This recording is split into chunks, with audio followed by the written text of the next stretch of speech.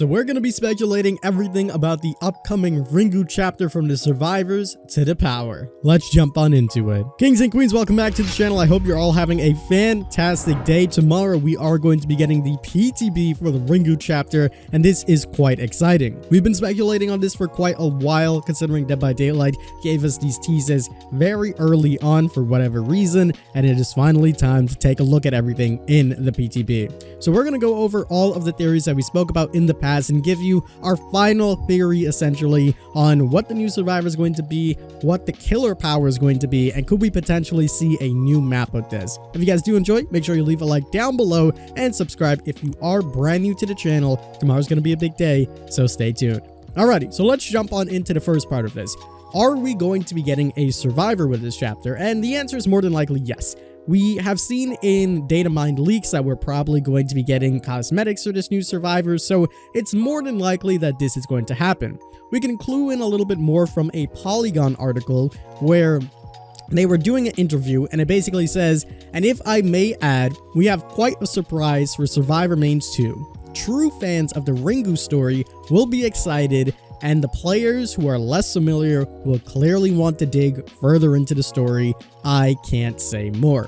So this is a pretty interesting explanation. So according to all of this, the most likely candidate for the survivor will probably be Kazuki. This person is true to the story of the Ringu chapter itself, or the book I should say, and it just fits in perfectly. Now, I don't want to completely 100% solidify this because there is a chance we could get Riiko. She could be coming in as a survivor as well, although she is more focused on the films rather than the books, and hence why I'm not really lenient in her direction. But those are the two guesses that I essentially have. We also have a bunch of other guesses that people have been speculating and we focused on the channel before. But in my opinion, these two are the front runners. And I honestly see it being Kazuki coming into the game. So that'll be really interesting on how Dead by Daylight decide to put them into the game and what character models they use, etc. Now, besides that, there isn't too much more to dive in on the survivor side of things. We kind of know we're going to be getting a survivor, and it's more than likely to be one of two survivors that are going to be coming. Let's move on to the map itself. Are we going to be seeing a map coming out in this chapter?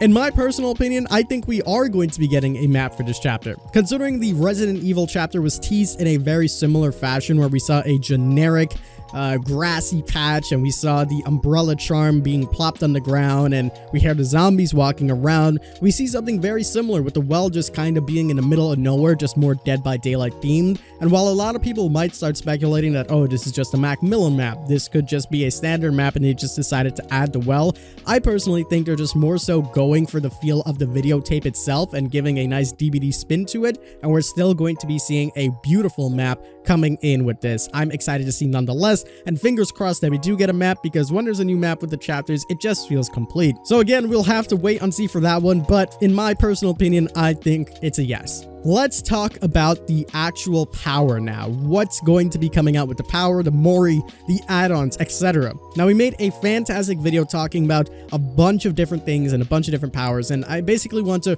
refine that idea that I had back then and bring it to you guys in this video.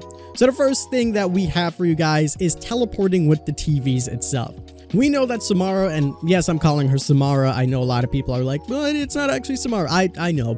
But we know that Samara basically comes out of TVs. We see it a lot in the films, and I feel like Dead by Daylight are going to go more with that Hollywood style of character in order to amplify it in the realm of the entity, and they can easily write that into the lore saying that her powers are amplified with the entity. So I'm assuming we're going to see that very dramatized look, and we're going to see her coming out of TVs, teleporting around the map, and that is essentially going to be her means of pressure. We always say that a good killer needs a good means of pressure, and they've been very adamant at bringing in characters that have more pressure map wide. So teleporting through set TVs similar to the Demogorgon, except it's kind of set in stone now, would be quite interesting. And how awesome would it be if we got 7 TVs to go along the map? That would work quite well in my opinion. And you basically walk up to a TV, you go into it, you come out. You can even have add-ons that affect this, where if someone's close to a TV, you get the killer instinct, etc.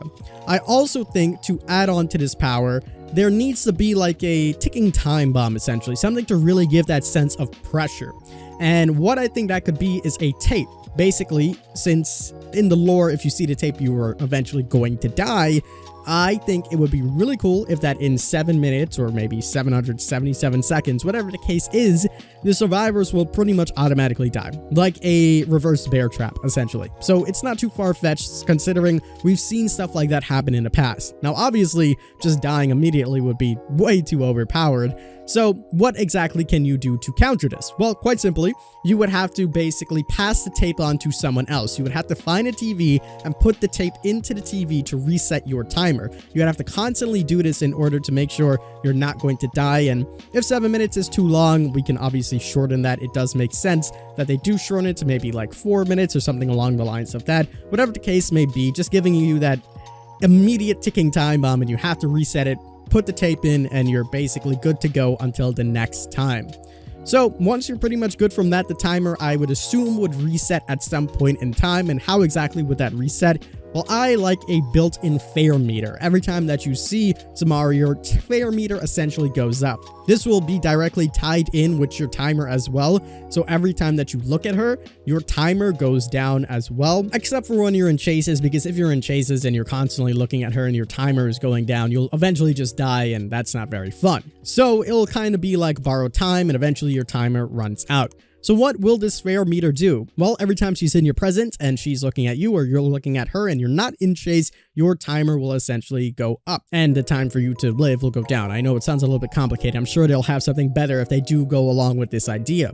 As your fare meter goes up, it basically has tears similar to if Myers were to stalk you or Ghostface, except it levels down you. Think about the hex perk that basically rewards a killer in that way. So if your fare meter is at 25%, for example, you'll have reduced speeds. This way, if you're ever working on a generator, you'll have a 25% downgrade of working on generators, whatever the case may be, something nice and significant to make sure that you go and reset your fare meter. And let's say your fare meter gets to 50% now. Maybe you'll have a slowed movement speed. You won't be able to run or walk as fast, so definitely want to get rid of that.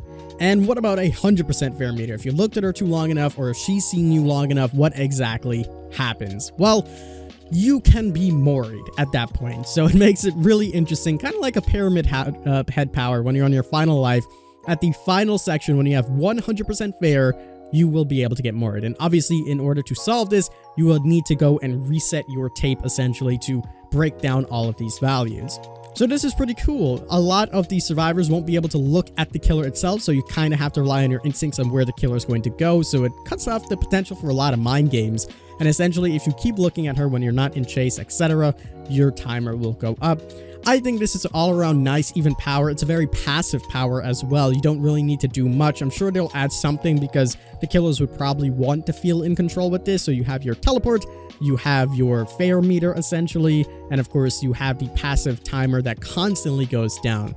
Obviously, they could do a lot different things considering the novel and the film have a lot of distinctions in them, but it's pretty interesting nonetheless. But that essentially is how I broke it down. You have your passive power where the fare, basically you have to keep on resetting it over and over and over. You have your teleportation power, which essentially lets you traverse the map. And then you have your main curse power or your fare power ability. And obviously add-ons can amplify this a lot more, whereas if you're looking at her for too long, your gauge will go up even higher and higher and higher. I think it'll be pretty cool and it would be interesting. Obviously for the Mori, it would be really cool if she basically like stared in your soul or something, or like grabbed you and she basically gets your soul out of your body. We've seen a lot of the faces, they look really distorted, and you know, if you recall to some of the movies, they're just kind of left mouth open, eyes super scared, and I think that could really work with something like this, and it would be pretty good as well. It'll be lore friendly, and I think it'll be awesome.